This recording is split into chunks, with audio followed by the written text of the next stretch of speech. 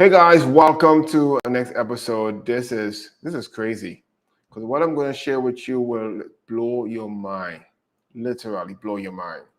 So this whole topic today is very controversial, and that's what it is. So bear with me on that one as well. Okay, we're going to talk about this issue that I am observing for a while. So before we start and we go anywhere further, I want to make sure we're on one accord. Everything is working here. Let's make sure everybody's clicking on. Let's make sure everything is functioning well on this end. Let's see here. Let's make sure everything is on. No, this is off. Okay, cool.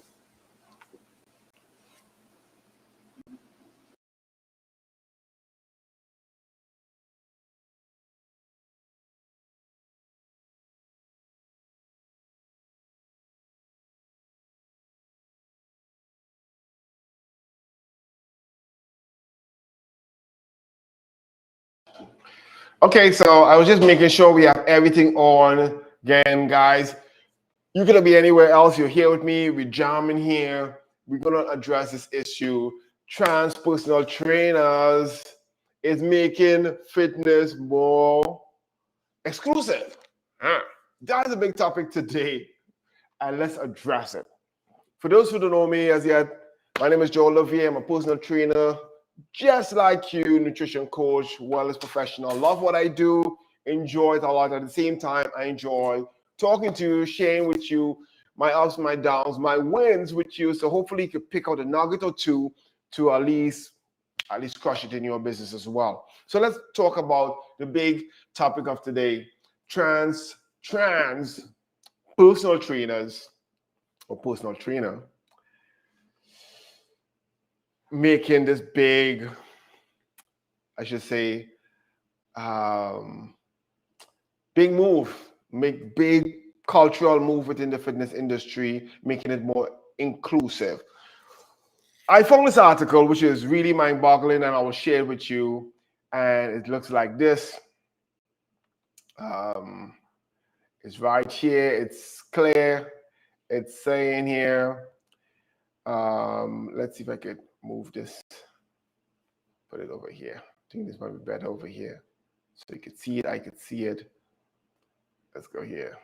Okay, good. You could see it. They're saying this trans trainer is making fitness more inclusive.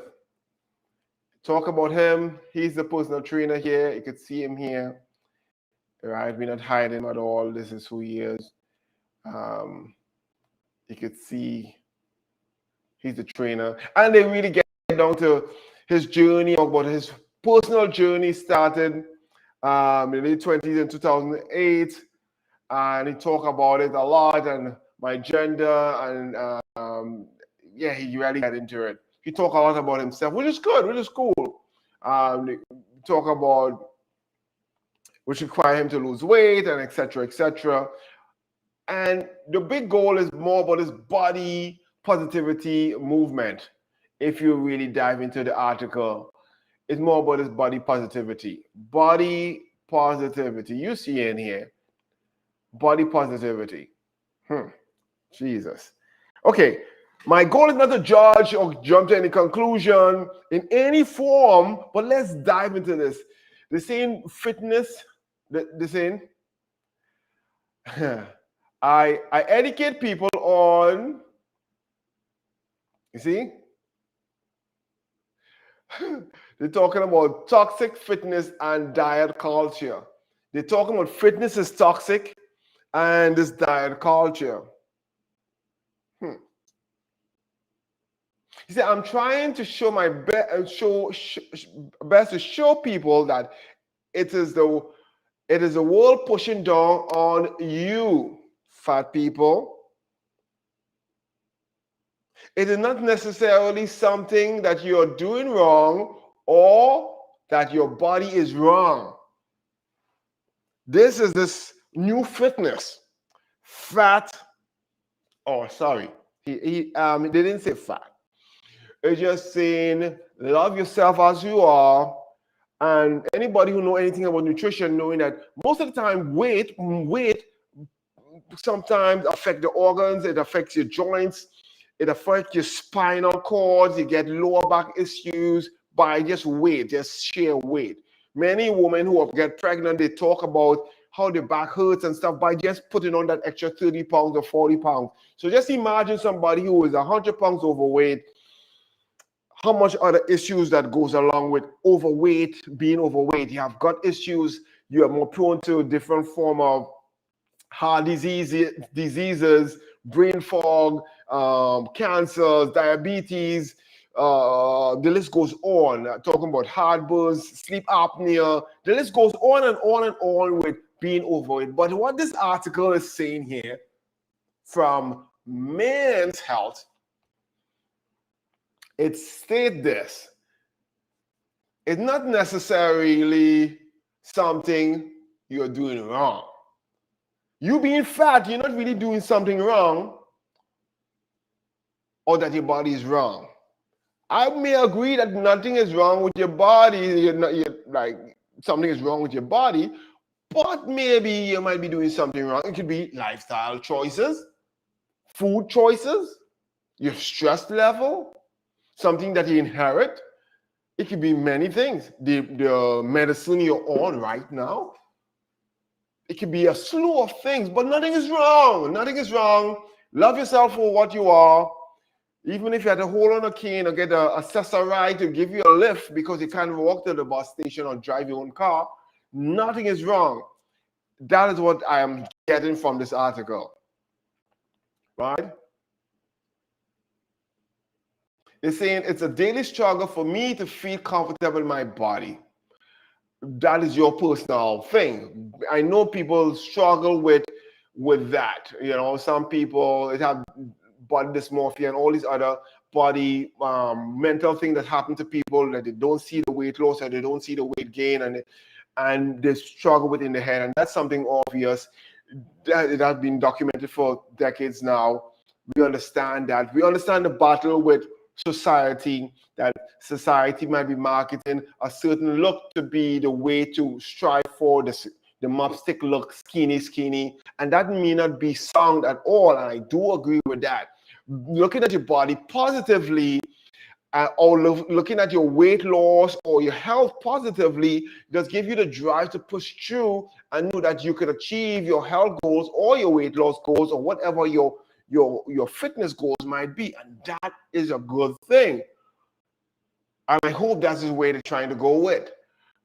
But may I ask you this question? If you do go by a dentist to fix your cavity, and all the dentist's teeth is rotten and is smelling, would you trust that dentist to give you good song advice? That's a good question, right? Good question.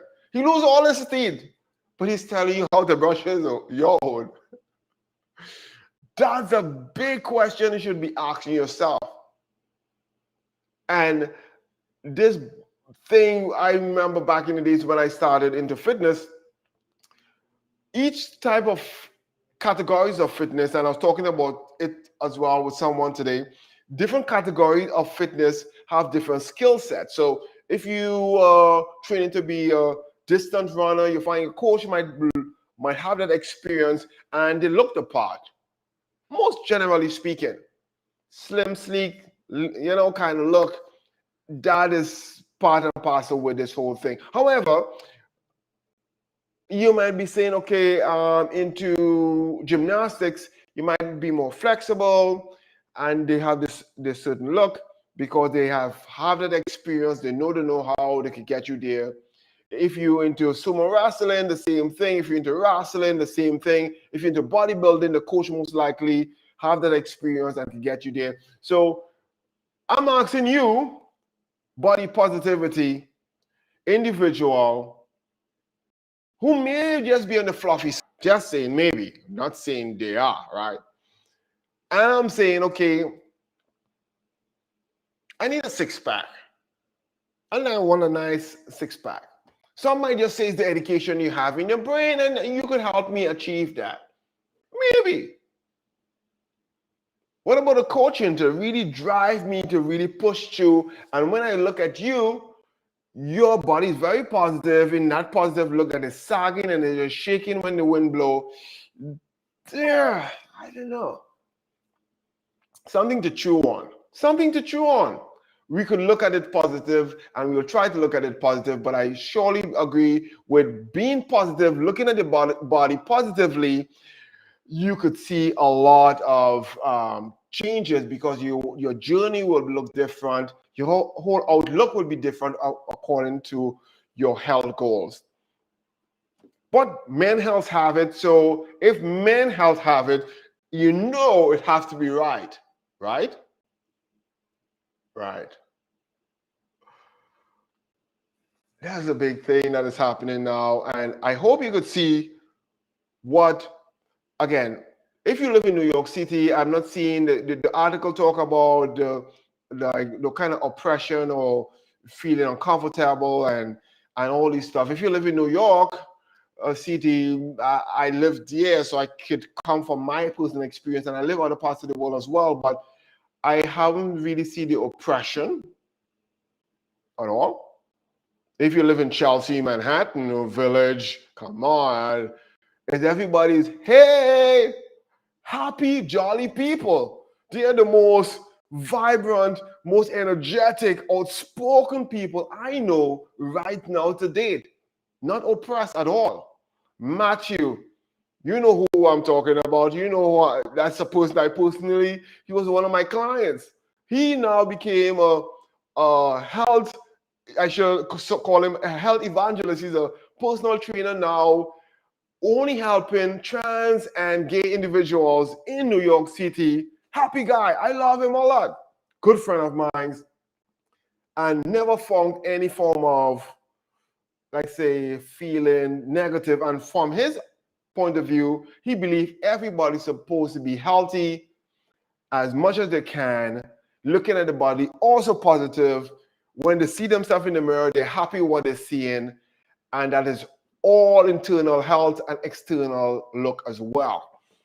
My other friend, Paolo, good friend of mine, love him to death. Him and his ex-husband and present husband, wonderful individuals, love themselves a lot.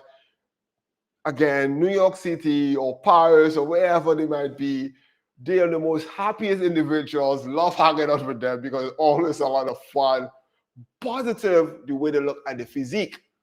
Yes, they may have the six-pack going. Yes, they have the biceps, but to them, that is body positivity. It's loving themselves inside and out, treating their body to the max. They're not trying to be on the unhealthy side.